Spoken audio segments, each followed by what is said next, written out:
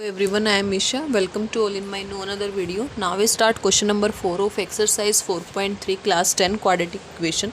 So question 4 is the following possible. हमें क्या बोला है कि जो ये सिचुएशन दे रखी है क्या ये पॉसिबल है.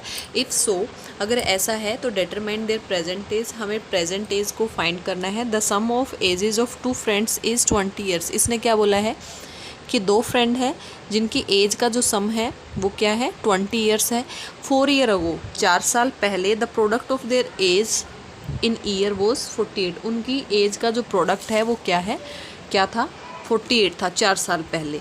तो हमें उनकी प्रेजेंट एज फाइंड करना है. तो हमने मान लिया let present age of first friend, पहला जो दोस्त है उसकी एज प्रेजेंट एज हमने लेट कर ली एक्स. देखो फर्स्ट एक्स है और प्लस में सेकंड है. इन दोनों की एज का जो सम है वो कितना दे रखा है इसने 20, राइट. फर्स्ट को हमने एक्स लेट कर लिया कि पहले की जो एज है वो एक्स है. तो सेकंड की क्या हो जाएगी, एक्स को उधर लेके जाएंगे तो 20 माइनस एक्स हो जाएगा. तो सेकंड की जो एज है second friend present age of second friend is 20 minus X years. Clear है यहाँ तक, समझ में आ गया आई थिंक ये.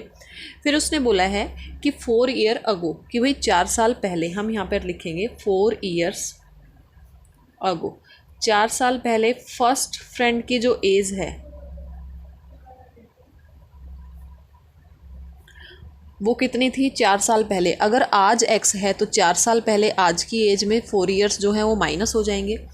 ऐसे ही सेकंड जो फ्रेंड है उसकी एज जो है वो कितनी होगी 4 साल पहले, वो जो आज की जो एज है उसमें से 4 साल माइनस हो जाएंगे जो कि बराबर हो जाएगा 16 माइनस एक्स के. समझ में आ गया. अब इसने बोला है अकॉर्डिंग टू क्वेश्चन कि 4 साल पहले दोनों की एज का प्रोडक्ट, यही बोला इसने, the product of there edges in years was 48.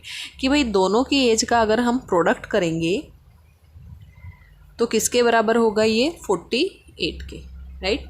Clear है यहाँ तक. अब इन दोनों ब्रैकेट को हम सोल्व करेंगे. x जो है वो 16 माइनस एक्स के साथ मल्टीप्लाई होगा और -4 भी 16 माइनस एक्स के साथ मल्टीप्लाई होगा और इक्वल में 48.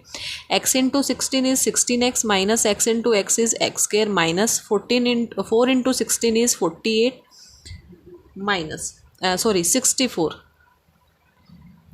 16 4 is 64 minus minus plus and 4 into x is 4x and equal 48. समझ में आ गया, क्लियर है यहाँ तक. अब यहाँ पर देखो एक्स स्क्वायर को हम पहले लिख देंगे माइनस एक्स स्क्वायर क्योंकि माइनस है साथ में.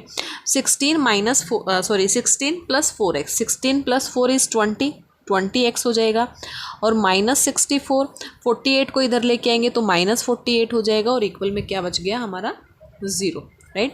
तो यहाँ पर देखिए ये minus x square plus 20x as it is, इन दोनों को ऐड करेंगे क्योंकि सेम साइन है तो ऐड होंगे. अगर प्लस प्लस होता तो भी ऐड होंगे, माइनस माइनस होता तो भी ऐड होंगे, अगर दोनों का अपोजिट साइन होगा तो माइनस होंगे, राइट. दोनों जो है हमारे नेगेटिव हैं तो ऐड होंगे. 8 और 4 इज़ 12 और ये 11 इक्वल 0. तो ये हमारा साइन जो है ये माइनस का है तो माइनस को हम बाहर लेंगे तो अंदर के सारे साइन चेंज हो जाएंगे. जो प्लस में है माइनस में हो जाएगा, जो माइनस में है वो प्लस में हो जाएगा इक्वल 0. साइन को इधर लेके जाएंगे, ये हमारा 0 के साथ मल्टीप्लाई होकर एज इट इज़ हो जाएगा और ये हमारी बन गई क्वाड्रेटिक इक्वेशन की स्टैंडर्ड फॉर्म, राइट. यहाँ पर a जो है वो क्या है 1, b जो है वो क्या है -20 एंड c इज़ 112. इसने बोला है कि क्या ये पॉसिबल है. तो हमें पता करना है कि क्या ये क्वाड्रेटिक इक्वेशन सही है या नहीं है, इसके रियल रूट्स निकल सकते हैं या नहीं निकल सकते. तो इसके लिए हमें d जो है वो फाइंड करना पड़ेगा. तो d से ही हमें पता चलेगा. तो d जो है वो किसके इक्वल है b स्क्वायर माइनस 4ac. तो ये आ जाएगा हमारा -20 square minus 4 into a is 1 and c is 112. तो माइनस का स्क्वायर तो प्लस हो जाएगा, 20 स्क्वायर इज़ 400 माइनस इन दोनों को मल्टीप्लाई करेंगे तो 4 2 ज़ा 8 एंड 4 1 ज़ा 4 एंड 4 1 ज़ा 4. तो ये जो है -48 आ गया जो कि लेस देन 0 है. समझ में आ गया, -48 लेस देन 0 है. तो यहाँ पर हम लिखेंगे कि जो d जो है अगर लेस देन 0 है तो नो रियल रूट्स एग्जिस्ट करेगा। तो यहाँ पर हम लिखेंगे नो रियल रूट्स एग्जिस्ट। समझ में आ गया।